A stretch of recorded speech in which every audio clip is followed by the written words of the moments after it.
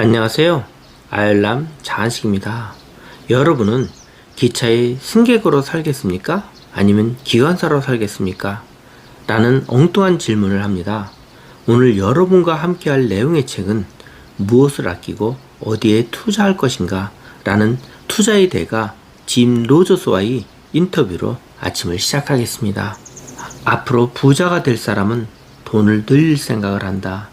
결국 부를 이루지 못할 사람은 막연히 돈이 모이면 좋겠다고 생각한다. 인생이 조금씩 달라지고 있다는 걸 느낄 무렵 나는 성공한 사람들의 이야기에 귀를 더 기울였다. 그들에게는 하나의 공통점이 있었다. 그들은 모두 열정을 갖고 있었다. 이 열정은 집중과 즐거움, 능동적인 태도로 연결되었다. 나 역시 아주 조금 삶의 자세를 바꿨을 뿐인데 놀라운 일이 일어났다. 일이 재미있어졌을 뿐 아니라 순조롭게 일이 풀렸다. 사람들도 내 주변으로 모여들었다. 근래 많은 사람이 내가 운영하는 투자 아카데미에서 강의를 듣는다. 내 눈에는 그들이 두 가지 부류로 나누어 보인다. 안타깝게도 그들 중 일부는 평생 돈을 벌지 못한 채 살게 될 것이란 걸 직감적으로 알 수 있다. 그것은 열정적인 사람인가 아닌가로 뚜렷하게 드러난다. 이런 이유로 나는 세미나를 시작할 때마다 열정을 그 무엇보다 강조한다. 제 이야기를 열정을 갖고 들어주세요. 하지만 그럼에도 기운이 없는 듯 보이는 사람이 있다.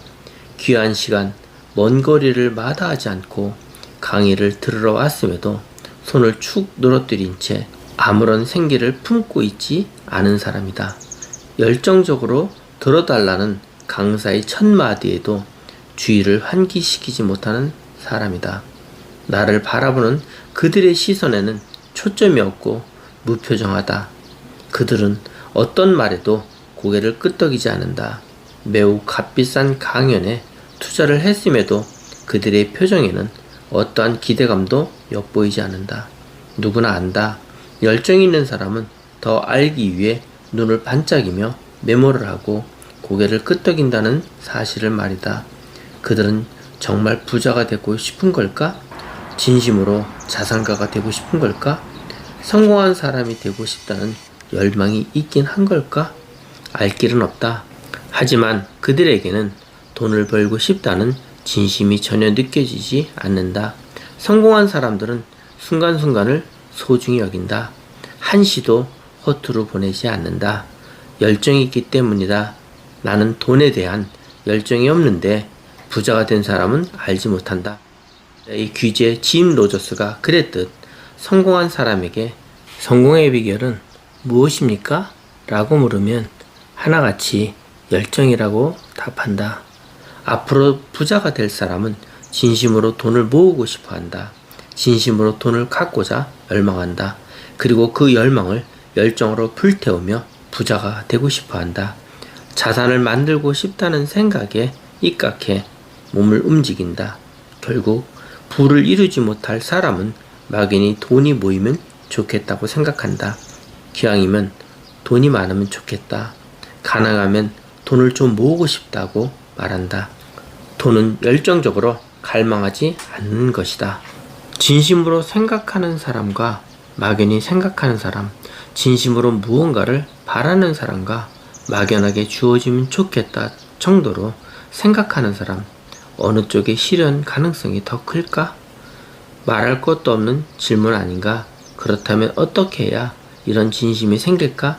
돈을 모으고 싶어 한다는 것은 돈을 늘리려는 행동을 스스로 하는 것으로 연결된다. 반면 막연히 돈이 모였으면 좋겠다고 생각하는 것은 무언가가 돈을 늘려주기를 기대하며 의지하는 마음으로 연결된다. 심할 경우 운에 맡겨버린다. 열심히 좀 해줘 하며 누군가에게 일을 맡길 수는 있다. 하지만 그렇게 누군가에게 맡긴 일을 열정을 갖기란 거의 불가능하다. 역설적으로 결국 열정을 가질 수 없게 되는 것이다. 내가 직접 해보자고 생각하면 내가 돈을 늘려보겠다고 나서면 어떻게 될까? 직접 나서는 순간 열심히 할 수밖에 없다. 행동하기 시작하면 열정은 수반되어 따라온다. 인생은 내 것이다. 당연히 스스로 살아야 한다. 남에게 의지하고 맡기는 순간 운명도 남의 손에 넘어간다. 이건 내 미래를 다른 사람에게 거저 넘겨주거나 심하게 말해 팔아넘기는 것과 같은 행위다. 남에게 맡기지 않고 스스로 해야 한다고 깨닫기만 해도 인생이 바뀐다. 하고 싶은 일이나 자신의 꿈을 향해 신바람나게 노력하면 변하는 것이 있으니 바로 결과다. 나는 이 메시지를 전하기 위해 책을 쓰고 있다. 여러분은 기차의 승객으로 살겠습니까? 기관사로 살겠습니까?